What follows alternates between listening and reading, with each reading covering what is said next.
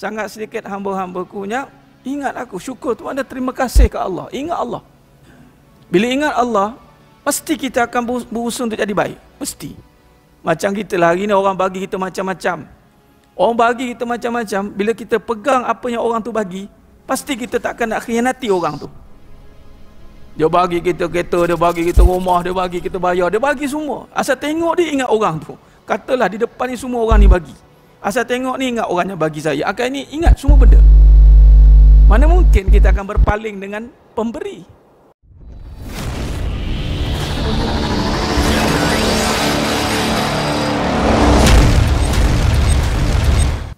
Assalamualaikum warahmatullahi wabarakatuh.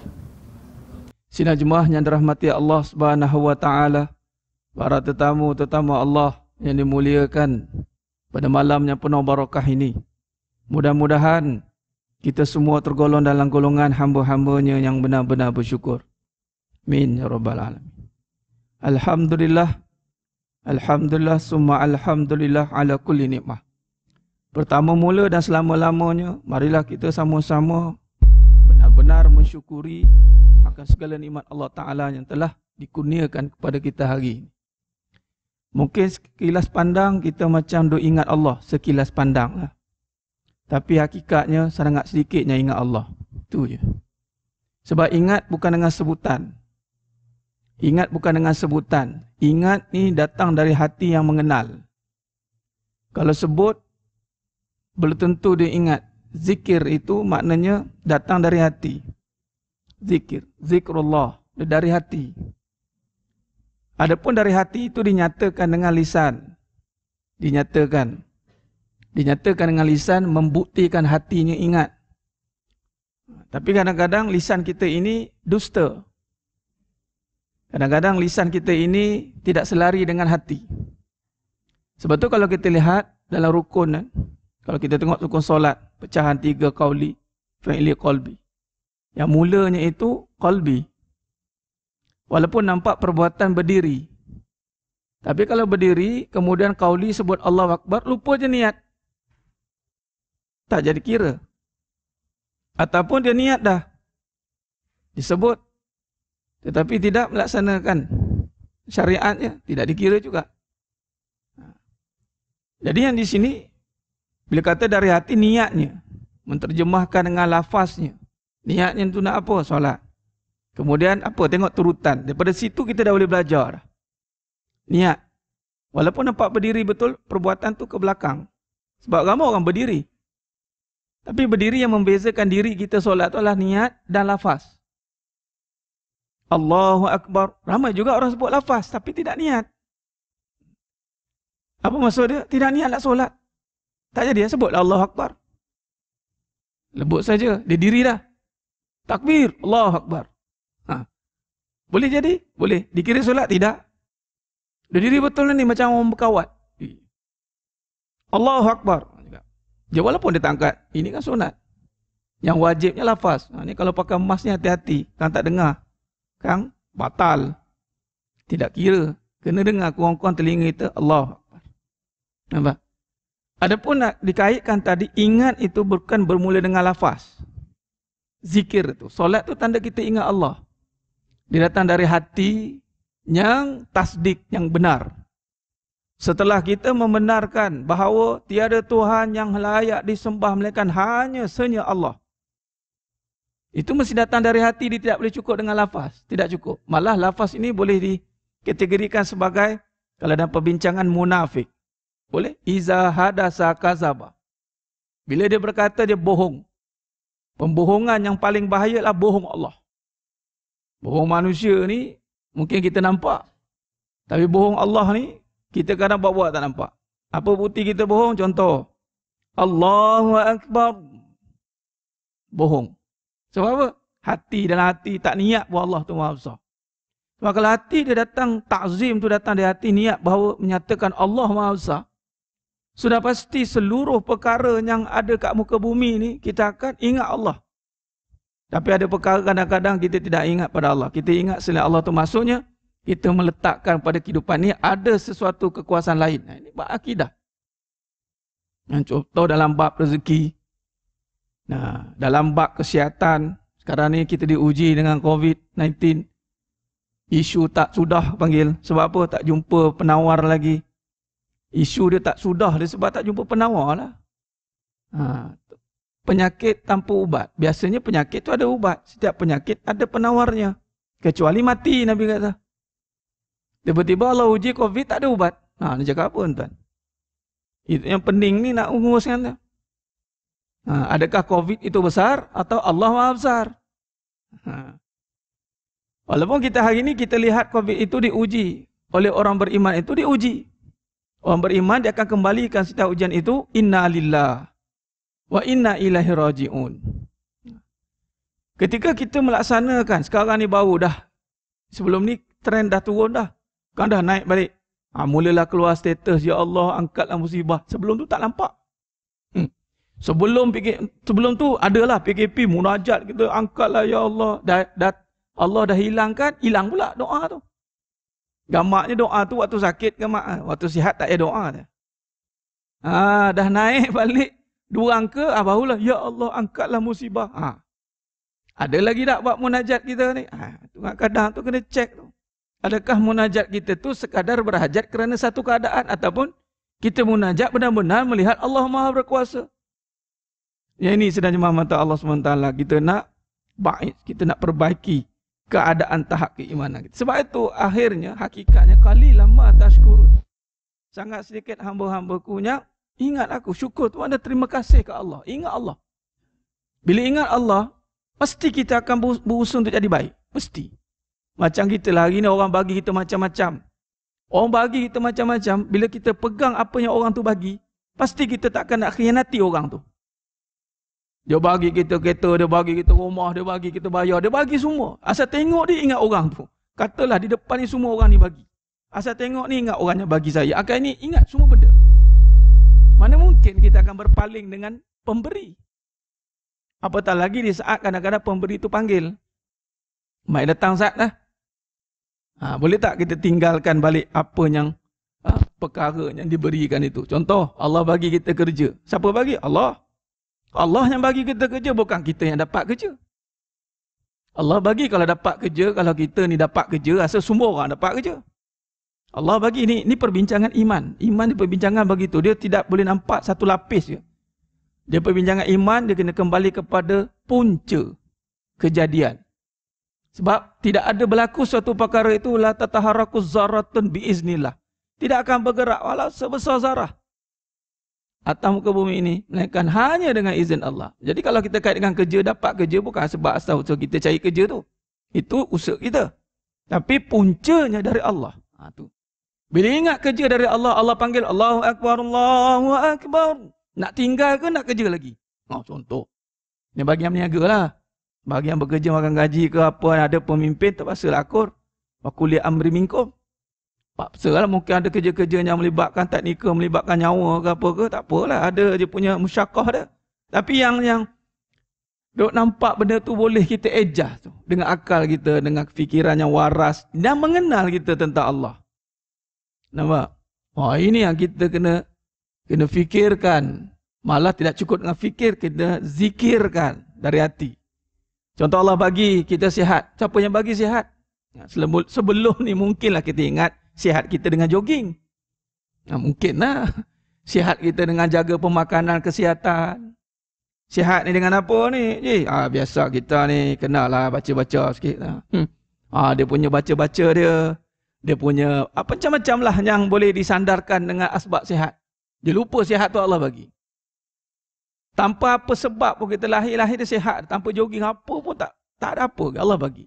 Tapi ketika Allah minta ketaatan pada asbab kesihat itu, adakah kita mampu bagi atau tidak? Sebab inilah yang membezakan dengan orang yang Islam, apatah lagi kafir, orang Islam, orang beriman dan orang yang bertakwa. Itu perbezaan dia besar. Orang Islam, dia masuk Islam. Mungkin dengan lafaz syahadah diterima. Tapi tidak cukup dengan itu. Dia kena mendalami iman. Supaya keislaman dia itu terpelihara. Iman tidak cukup sekadar itu. Dia kena memperhalusi keimanan. Sehingga mencapai tahap muttaqin, orang bertakwa. Dan apabila capai tahap takwa ini, masuklah perbincangan. Dalam perbincangan dalam bab syarahan kita ni, hakikat kehidupan ni. Kita hakikat kehidupan ni lama, kita tak bersuai 4 bulan dah ni. Malam ni. Imam, dah berapa kali kuliah dah ni? Dah banyak dah tak? Alhamdulillah. Saya turn yang pertama lah malam ni. Baik. Jadi dah masuk pada perbincangan bagaimana dia dalam konteks kehidupan ni. Yang kita syarahkan mukadimah tadi bukan sekadar peringatan biasa-biasa. Biasa kadang-kadang orang nak ingat-ingat.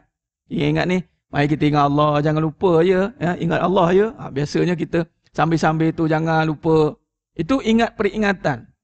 Tetapi kalau kata perbincangan kehidupan bersandarkan kepada hakikat, dia bukan sekadar peringatan lagi, dia adalah suruhan. Ingat, belum tentu disuruh. Nanti kan tolong belikan mak ni. Dia ingat tak ingat tahulah. Tapi mat, belikan barang ni sekarang. Dia kena nafikan yang lain, dia kena pergi beli. Apa tuntutan tu? Baik, dalam kehidupan, tuntutan yang paling besar itu adalah suruhan untuk mengesahkan Allah Ta'ala. Allah suruh. Bagaimana kita boleh syarahkan kehidupan bersandarkan tadi? Perkara tadi mukadimah kita kata ingat Allah, kita boleh buka balik tafsiran kehidupan. Kita tafsir semula kehidupan bersandarkan kepada kebenaran. Tafsir Al-Quran.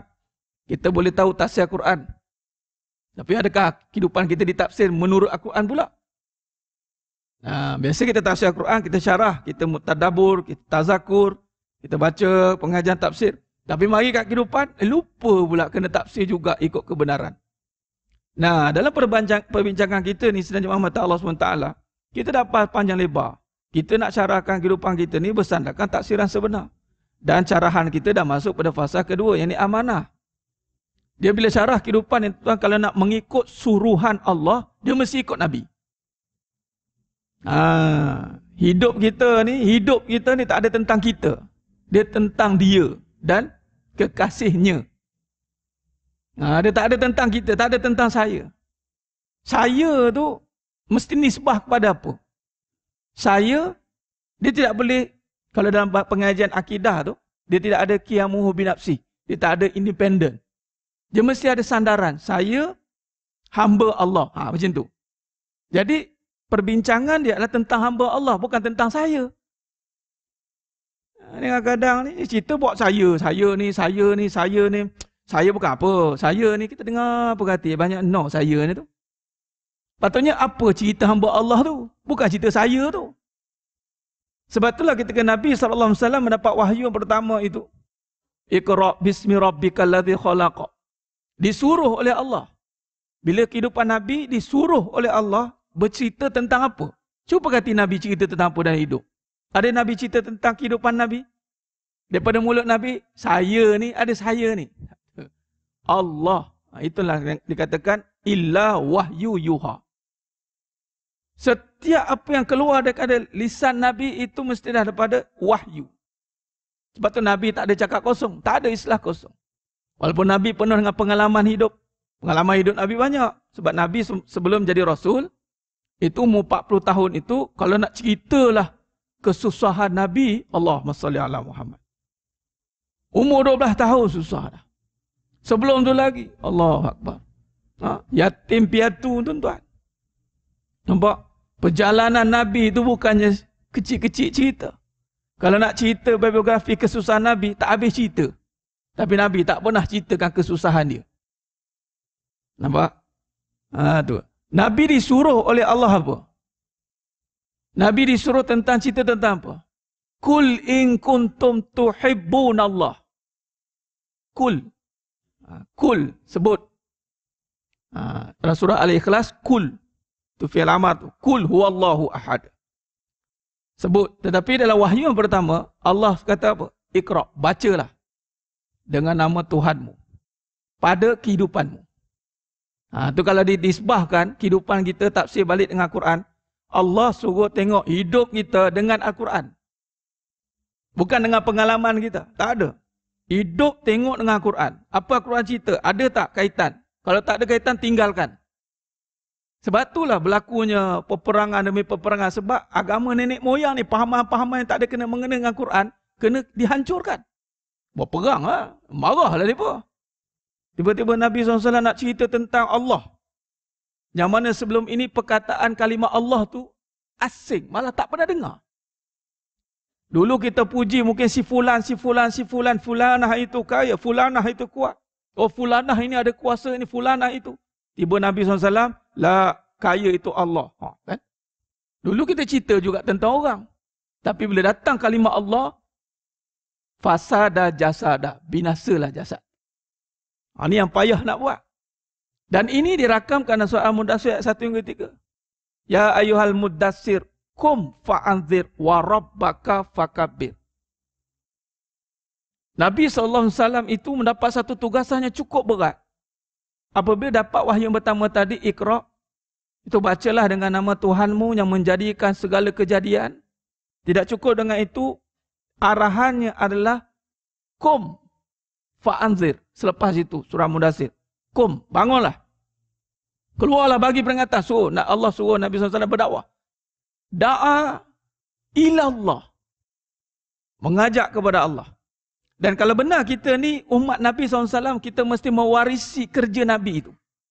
Hidup kita bukan atas sebab ustaz ke, siapa ke dia. Hidup kita ni mesti bila orang tengok kita, mengajak pada Allah. Wah, tu misi kita tu. Mengajak ni maknanya, kita mesti cari jalan supaya dalam hidup kita ni orang tengok, dan ataupun kita sendiri tengok, mesti kena kait dengan Allah. Sebab everything is Allah. Segala-galanya tentang Allah, tentang dia.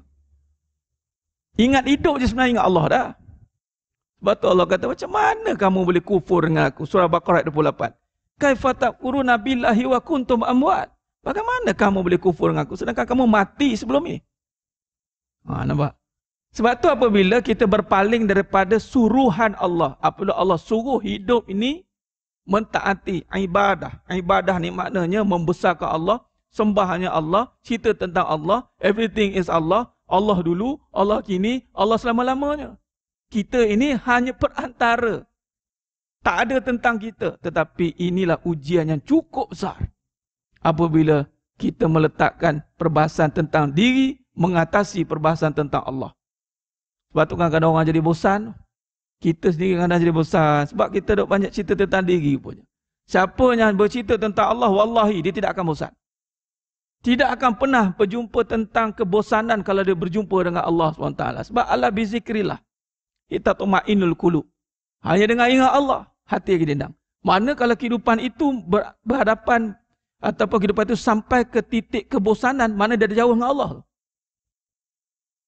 Sebab tu Nabi SAW ketika membawa kehidupan ini bersandarkan suruhan Allah. Kita pula ikut Nabi. Bila ikut Nabi SAW, ikut apa? Ikut 4 sifat wajib bagi Nabi. Sebab tu perbahasan dia, itu kalau sifat wajib bagi Nabi SAW itu, siddiq, amanah, fatonah, tabligh.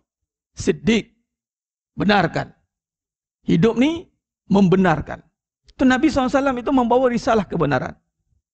Apa yang berlaku hari ini tuan-tuan, mesti berpijak ataupun berpaksikan kepada kebenaran.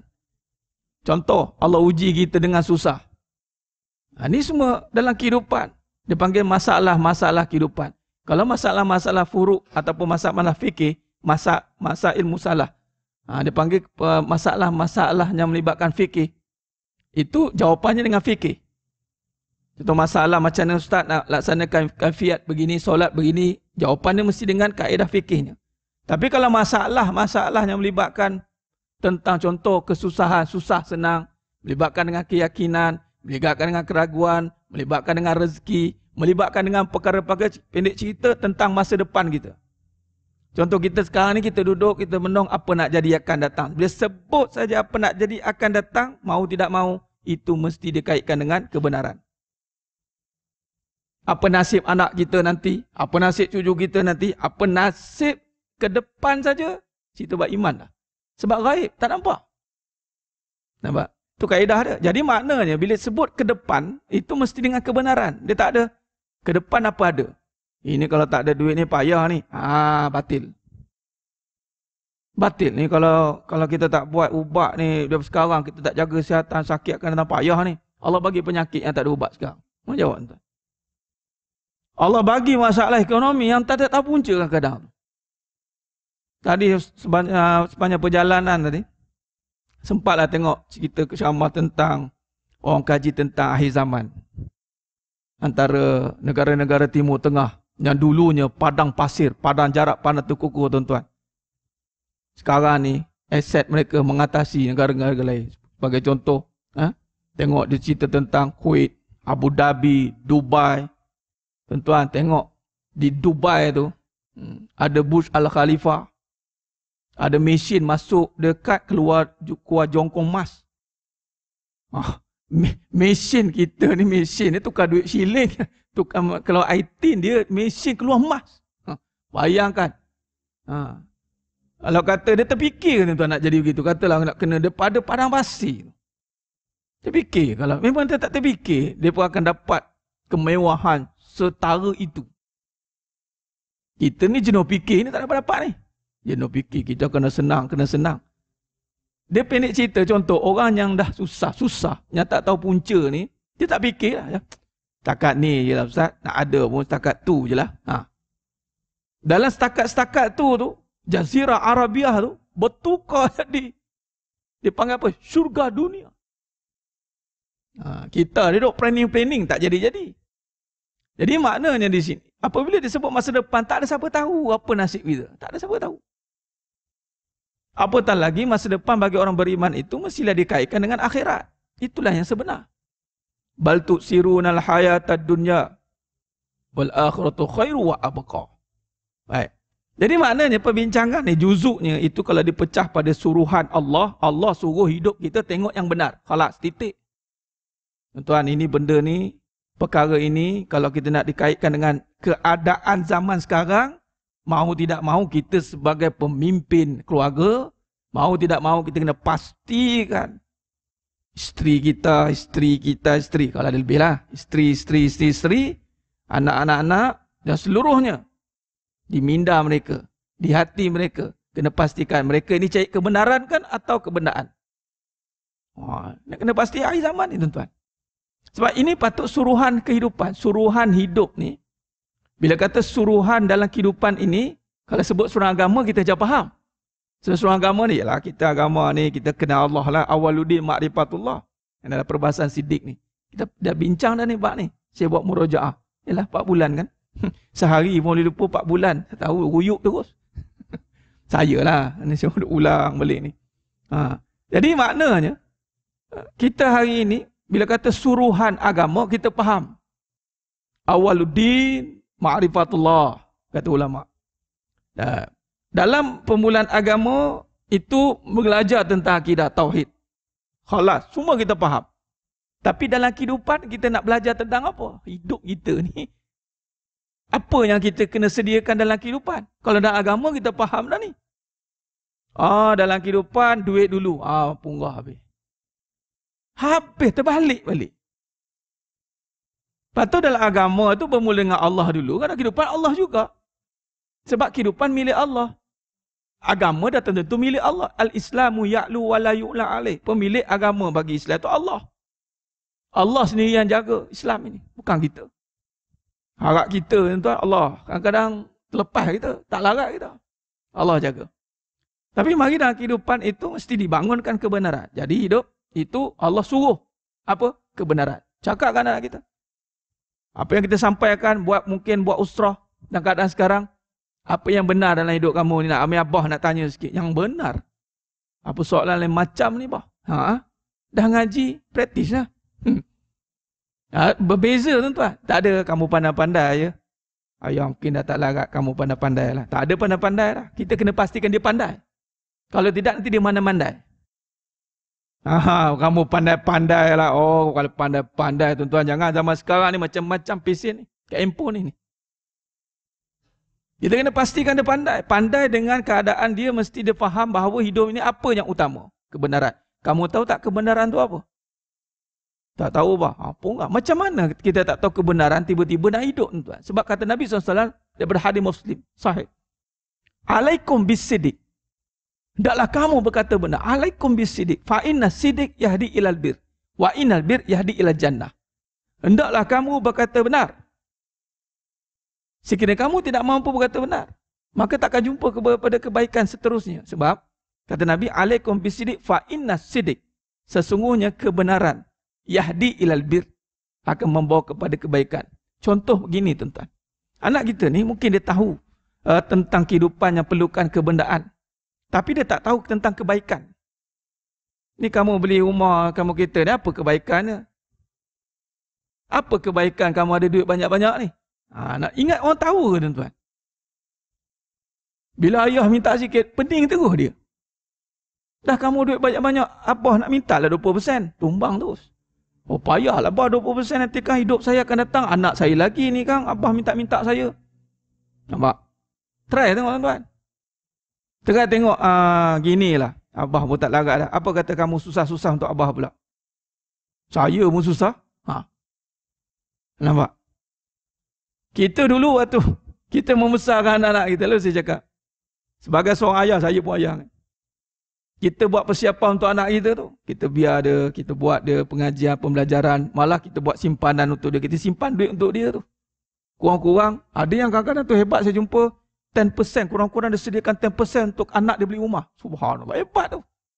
Yalah anak kita ni payah, kadang-kadang dia baru kerja berapalah sangat gaji dia tu. Nak buat loan pun tak lepas, kita tolonglah dia. Lepas-lepas tu kamu pandai-pandai lah bayar bulan-bulan. Nampak? Kita sebagai bapak ni, kita berusaha untuk adakan sesuatu untuk anak. Kita test anak pula. Apa kata kamu buat untuk abah pula? Kamu buat satu simpanan untuk abah pula, deposit untuk abah, untuk beli rumah. Abah nak rumah apa lagi? Saya silap tanya macam tu. Pening kita jawab. Abah nak rumah apa lagi? Abah perlu tak banyak lah, dan 50,000 boleh. Kamu buat loan untuk abah 50,000. Geram anak tu dengar silap-silapnya kalau tak ngaji kebenaran ni. Untuk apa abah kata? Ya, abah nak rumah. Kita saja. Rumah apa? Rumah kat syurga 50,000 ni abah nak sedekah kat masjid.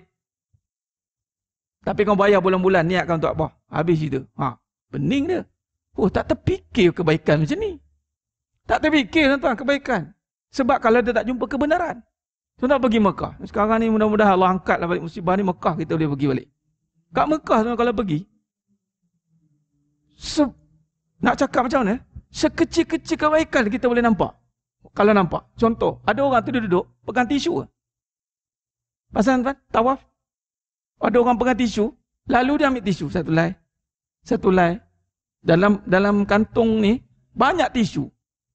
Kita nampak tisu tu pas kat hidung kita je. Kita lupa tisu tu boleh beratus ribu orang boleh dapat manfaat lap peluh. Berapa ramai orang bawa tisu tu tawaf. Dia bawa duduk congok tengah-tengah tu. Pegang kotak tisu. Kita nampak apa? Alah dia pegang kotak tisu. Tapi dia nampak satu tisu. Satu pahala. Satu pahala. Habis tisu, dia keluar tisu lagi. Nampak? Dengan tisu je boleh buat kebaikan. Kalau sekiranya dia nampak kebaikan. Kalau orang nampak kebaikan, sampah depan mata. Dia nampak sampah, dia tak nampak pahala.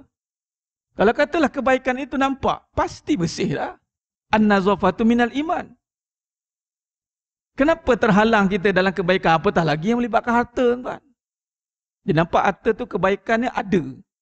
Yalah bila ada apa-apa yang senang, persiapan masa depan. Depan mana yang kamu siapkan tu? Yalah depan nanti. Depan mana? Kita tanya anak kita balik. Apa-apa jadi, ke kamu pergi dulu? Anak pergi dulu pada bapak. Macam? Ada kes. Kat karya saya. Bapak yang sakit. Bypass 2 kali. Anak yang pergi. Bapak sihat. Jadi masa depan kamu ni benar atau tidak? Kita kena pastikan. Sebab dalam suruhan kehidupan, yang disuruh itu adalah yang benar. Yang batil tinggalkan. Sejauh mana kita nak tinggalkan kebaikan, kebatilan bergantung kepada sekuat mana kita nak kejar atau nak bina kebenaran. Kata benar, kata jujur. Ini suruhan kehidupan. Malah dalam suruhan kehidupan, yang palsu-palsunya cetak rompak, jangan kena saman tuan-tuan, jangan main-main. Jual barang tiruan kena saman. Beli barang tiruan kena saman. Cuma tak kena je, itu je. Malah dalam kehidupan, yang palsu-palsu itu satu kesalahan. Beli komputer, beli perisian, belinya pirate, crack tu kan. Download. Kalau kena tangkap tu saman. Beli barang tu triple A lah, triple A plus lah tuan. Kalau tak kena, kalau kena ambush kena saman. Jadi maknanya kalau secara logik pun Suruhan kehidupan secara logik pun kebenaran itu satu suruhan, dapatkannya original. Spare part kereta kita, try tukar. Berani tukarnya, beli kereta mahal-mahal, contohlah. Pengesti saya tak boleh, saya kena pergi pusat servis yang bertauliah. Kenapa? Takutlah duk tukar-tukar barang tiruan. Takut pula kita, tapi dalam kehidupan kita. Adakah sedetail itu kita nak pastikan kita duduk dalam kebenaran? Jadi sebenarnya mata Allah SWT. Dia bila kita timbulkan persoalan ni, sekurang-kurangnya kita dah mula letakkan harapan, Ya Allah, tunjukkan aku jalan yang benar. Kalau kita buat tahu kata, tak apalah, nyapa aku dah solat jadilah tu. Solat-solat tuan-tuan, iblis solat. Iblis solat. Tak tidur dah. Kita tidur, iblis tak tidur. Kalau katalah kita tak niat untuk kebenaran, silap-silap dalam syariat kita sesat. Berapa ramai yang dalam syariat sesat? Banyak ajaran sesat ada. Pergi tuan-tuan panjat dekat Jais tu, pergi kat Pejat Mufti, minta ajaran sesat. Tengok, keluar. Ratus-ratus keluar. Malah kalau dalam perbahasan tasawuf, niat tidak sampai kepada Allah pun sesat. Allahu Akbar. Ar-riya. Riya. Sesat. Entah riya tu sesat lah tu. Syirik. Bayangkan, maknanya perbincangan benar bukan perbincangan main-main, tuan-tuan. Dan bukti orang yang berada dalam kebenaran, Allah sabit aqdamakum. Allah akan tetapkan hati dia. Allah akan kuatkan hati dia. Kesan dari dalam hidup ni, apabila kita letakkan kebenaran itu sebagai kita punya main kita. Suruhan dalam hidup ni, aku cek kebenaran. Aku nak pastikan yang benar-benar semuanya. Etikad aku benar, penggunaan harta ni benar, penggunaan semua benar. Maka Allah akan buat hati kita tetap. Semangat tidak jatuh, tuan-tuan. Orang yang berada kebenaran, Allah tetapkan hati dia. Ini janji Allah. Dan doa Nabi kan, Ya muqallibal qulub, sabbit qalbi ala dini wa ala ta'atik. Hati ni bolak-balik. Dia akan diam, tuan-tuan, bila dua ni ada dalam hidup kita. Din wa ala ta'atik. Ini jalan yang benar. Selain daripada agama, selain daripada ketaatan, semua palsu. Kita bawa agama Islam, benar. Alhamdulillah, kita dalam kebenaran. Syukur Alhamdulillah. Kemudian adakah kita jadi umat Islam yang taat? Itu kena soal balik lah. Apa ketaatan umat Islam yang pertama? Islam. Dari segi solat. Dari segi aurat. Dua benda Islam. Kalau kita bab Islam, tengoknya nampaklah yang zuhir. Dia telitilah bab solat. Alhamdulillah. Bagus. Lagi? Aurat. Bagus. Kemudian, apa lagi yang benar? Keimanan dia. Masuk dalam keimanan pula. Dah solat, dah jaga aurat. Sebab apa kamu solat ini? Sebab saya nak terima kasih dengan Allah. Sebab Allah hidupkan saya. Luar biasa kamu punya kefahaman ni. Bukan sebab kamu susah. Tidak, Ustaz. Bukan sebab kamu senang. Lagi jauh sekali tidak. Sebab apa? Sebab saya hamba Allah. Allah. Kalau anak kita cakap gitu, sujud syukur, tuan. Sujud syukur. Sebab harta tu. Sebab anak yang benar hidupnya, dia akan doa kita. Anak ni, anaknya soleh ni doa. Doa pula, Ya Allah, masukkanlah mak ayahku dalam syurga-Mu tanpa hisap. Tanpa hisap terus. Itu anak, peranan dia mendoakan mak ayah dia. Itu peranan anak. Amalan ni ada khilaf lah. Bila dia dah balik, amalan dia pahala dia lah. Kita waktu kita mendidik, kalau sebelum balik itu kita didik dia, asbab didikan kita tu dia dapat kesan kebaikan, dapatlah mengalir kita. Pahala. Baik. Jadi sebenarnya mata Allah SWT. Khalas bab tu. Maknanya suruhan kehidupan itu kebenaran. Cabangnya banyak. Luas. Sehinggakan kebenaran ini kalau tidak dibincangkan dengan teliti, seakan-akan kita anggap kebenaran ini tiada. Kita tak tahu kebenaran. Macam tadilah. Apa yang benar kita tak tahu. Apabila kita bahaskan balik, kebenaran itu mesti berkait balik dengan Allah, dengan iman, suruhan. Clear.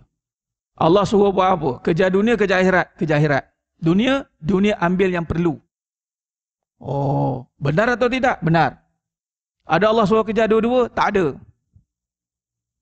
Allah tak suruh kerja dua-dua. Nabi tak suruh kerja dua-dua. Nabi suruh kerja akhirat. Allah suruh kejar akhirat. Bukti surah Qasas ayat 77. Ni tafsir kehidupan berdasarkan tafsir Al-Quran. Apa kata Allah? Wabtaghi fima ataqallahu darul akhirah. Kejarlah kamu akan kenikmatan segala habuan ganjaran negeri akhirat. Allah nak bagi kita real nampak tu. Allah sebut negeri tu kan. Maksudnya existing, wujud. Macam kita lah. Bila PKP baru ni kita mula PKPB. Kemudian kita rentas negeri dalam PKPP ke PKPB? B tak? Bersyarat kan? P kan? P. Rentas negeri pun wah seronok dah. Negeri. Sebenarnya merentas negeri yang paling seronok apabila kita merentas ke negeri akhirat. Itu paling seronok tuan. Sebab kita kembali ke tempat asal usul kita. Nak balik. Dah tak nak balik-balik sinilah kat dunia ni. Dunia ni banyak benda halangan dia. Nak buat tu tak boleh, nak buat ni tak boleh. Inilah penjara kata Nabi SAW. Dunia penjara bagi orang mukmin. Bukan sebab boleh. Dunia ni ada restriction. Tapi kita tak sabar. Tak sabar nak balik negeri akhirat. Tapi pastikan balik dengan yang benar. Sebab dengan kebenaran, fa'ina sidik yahdi ilal bir. Dengan benar baru berjumpa kebaikan. Allah suruh kejar negeri akhirat. Allah suruh tidak, ada dalil tidak? Ada. Surah Qasas 77. Habis dunia ni Ustaz, wala tansa nasibaka minad dunia. Jangan lupakan bahagian kamu di dunia. Maksudnya hampir lupa. Hampir-hampir lupa. Sedekah ni tuan-tuan hampir rapat nak habis sedekah. Nanti dulu. Rumah nak bayar, kereta nak bayar, makan, minum, pakaian. Okey. Reserve. Kalau tidak, kita buat style Abu Bakar Siddiq radhiyallahu anhu. Dah sedekah semua, jumpa imam. Mam, saya sedekah semua harta saya. Apa yang ada? Allah dan Rasul. Hei, hebat kamu. Allah dan Rasul kamu. Tapi kalau larat, silakan. Tak ada halangan. Tapi kalau mudarat, jangan buat. Buat sekadar yang sepatutnya. Itu datangnya surah Qasas 77 tu. Wala tansa nasibaka minad dunia. Tapi adakah satu kesalahan? Tidak. Kalau dia datang betul-betul lah. Ni kamu sedekah semua harta kenapa ni? Nak bayar apa Ustaz? Rumah habis bayar. Kereta habis bayar. Tak ada nak bayar lagi. Ni semua harta? Yelah semua untuk ni. Sebab saya bulan-bulan saya ada passive income. Oh steady. Simpanan. Buat apa simpanan kalau mengalir duit saya? Lambat. Nak simpan buat apa kalau mengalir duit? Tuan-tuan duduk tepi sungai nak buat tangki air. Tuan. Duduk tepi sungai nak buat tangki air. Gila orang kata buat tangki air tepi sungai. Orang buat pam terus sedut. Pam terus. Tahu dah tangki dia tu sungai. Tak perlu buat tangki air. Kalau dah rezeki mengalir, kena buat simpanan ke? Dia ada kaedah ni tuan. Ni kaedah Uthman bin Affan radhiyallahu anhu. Dan ni semua sahabat ikut. Mereka buat aliran rezeki. Kita buat simpanan rezeki. Simpanlah takut habis. Simpanlah tengok sejauh mana dia boleh simpan. Tapi kalau daripada sekarang fikir aliran rezeki tuan-tuan, Allah akan bagi. Settle semua Allah akan bagi ilham. Rezeki mengalir. Dia punya income, bayangkan. Contoh bagi yang bisnes. Saya bagi contoh gambaran mudah tuan-tuan. Allah kalau nak pilih seseorang ini bermanfaat kat atas muka bumi ini, dia diperlukan oleh masyarakat. Bayangkan satu perniagaan yang diperlukan oleh masyarakat umum. Agak-agak tutup, tidak tutup kedai dia tu. Takkan tutup tuan, sebab diperlukan. Bila menjadi asas, keperluan asas, kenalah pula ada harga shilling lah, ada kawalan lah. Mana barang takkan kering lah. Bayangkan kita involve dalam perniagaan itu. Contoh. Jadi sidang jemaah mata Allah SWT. Dah habis dah ni. PKP. Kena habis awal. Okay, baik. Jadi sidang jemaah mata Allah SWT. Maknanya bayangkan kalau kita meniaga air lah. Mengenai air tak habis-habis tuan. Macam itulah ibaratnya. Jadi maksudnya dia buat satu simpanan yang lebih kekal akhirat. Baik. Jadi maknanya bila kata kita nak bawa pada perbincangan yang seterusnya, yakni bila dah benar kemudian amanah. Saya simpulkan perbincangan kita pada malam ni, penutupnya adalah janganlah kita mengkhianati kembali kebenaran tadi. Atau janganlah jadi pengkhianat. Patutnya kita kena pertahankan kebenaran. Kita kena agungkan akhirat. Kita kena agung walaupun kita susah. Tapi kita khianati balik. Yelah akhirat juga. Kalau tak ada duit, payah juga nak sedekah. Dia downgrade balik akhirat tu. Lala sekali, kita akan upgrade kita akan nampakkan dunia yang berkuasa untuk menentukan akhirat. Sekali Allah buat, yalah, ramai orang guna konteks macam ni, sikit. Orang kata cakap gini, cakap apa? Nak pergi haji ni, kita kena ada duit boleh pergi haji. Betul tak? Betul tak, tuan? Standard semua cakap itu. Sebab apa kumpul duit? Yang mana orang tengah nak semangat-semangat ni. Nak pergi haji. Okay, sekarang ni, berapa duit nak pakai nak pergi haji? Sekarang ni. Tak laku. Tuan. Tak laku. Duit tak ada. Allah kata, no. Aku bagi perkara yang tak ada boleh. Duit pun tak boleh nak settlekan masalah ni. Ni. Jadi dah terbukti pergi haji bukan semata-mata duit. Tetapi panggilan Allah. Jemputan. Kalau orang tu tak ada duit, memanglah syariat ada duit. Ni ada cerita pengalaman cerita kan. Saya sebelum PKP tu Allah hantar tanpa duit pergi tuan. Duduk 5 star. Saya kena jadi, Allah takdirkan saya kena jadi mutawif VIP. Saya tak tahu pula saya mutawif untuk anak dia je. Anak dia first time ke Mekah punya. Lalu sekali dengan bilik-bilik saya dia duduk sekali. Dia dapat 5 bintang, saya dapat 5 bintang. Obrol. Duduk Dar At-Tauhid. Turun-turun tu kaki saya sebelah masuk tanah Masjid Haram. Turun sebenarnya tanah tu. Satu malam 3,000 tuan. Pergi tak ada. Saya pun tak tahu waktu tu agensi tu kata, Ustaz nak pergi tak? Ini semua ditanggung beres ni. Saya ingatkan ya kita jadi mutawif. Jadi mutawif lah. Tak, fasiliti sama macam dia. Sama duduk bilik dengan anak dia, pastikan pakai haram macam ni, gini-gini anak dia tu. Cucu dia, bukan anak dia, cucu dia. Saya tanya berapa package ni? Dia lebih kurang Ustaz 18,000. Pergi umrah 18,000 tuan. Waktu tu dia kata, Ustaz ni, tak di KP Ustaz, standby Ramadan ya, katanya. Tahu tuan dia bayar untuk Ramadan 100,000. Orang dia tahu lah apa kerja dia. Adalah saya tahu, dapat tahu tu kerja dia. Tapi nak cerita, Allah buktikan pergi tanpa duit. Saya dah melalui pengalaman tu. Baru ni, bulan 12 baru ni. Di situlah saya nampak Allah. Dalam pergi, simpan lagi kad tu kita. Duduk pula. Lepas tu kita duduk belakang, flight tu. Dapat duduk first class, business class. Allah tunjukkan. Sebab kita buat perkara ni, Allah nak tunjukkan. Adakah semua ibadat pakai duit? Tak. Walaupun Wak Imam memang syariat perlu duit. Ketika Allah nak dia datang, Allah akan datangkan cara macam mana. Dia ni mesti ada duit. Macam mana cara lah tuan. Tu kekuasaan Allah lah. Jadi itulah pendek kata kesimpulan kita. Jangan kita jadi pengkhianat kepada janjinya. Ni amanah ni. Kata kuncinya adalah khianat. Allah bagi amanah, kita khianat. Kita khianat kerana desakan dunia. Kena tertipu dengan habuan dunia. Kita kembali menjual kembali keyakinan kita. Semata-mata goyang dengan keadaan susah kita. Dengan solat pun kita lambat-lambatkan. Itu pengkhianat tuan-tuan. Kenapa ni? Sedangkan janji Allah benar. Tapi kita khianat janji itu. Jadi hati-hatilah. Mudah-mudahan tuan-tuan. Mudah-mudahan dengan apa yang berlaku ni insya-Allah Allah pilih kita untuk berada dalam jalan kebenaran. Allah tetapkan keimanan kita di saat sekarang ni sangat kritikal tuan-tuan. Yang diperlukan adalah kemuncak keimanan kita sebab dah sampai masa ni ujian iman yang sangat dahsyat sekarang. Siang dia Islam, malam dia kafir kata Nabi. Malam dia Islam, siang dia kafir. Allah Akbar. Ini ujian iman. Cari cara nak selamatnya, kita kena bawa kembali perbincangan kepada sebut je. Allah akan bantu insya-Allah. Kemudian kita pertahankan kebenaran, jangan sampai kita menjadi pengkhianat kepada keyakinan kita balik. Jadi cukup setakat tu.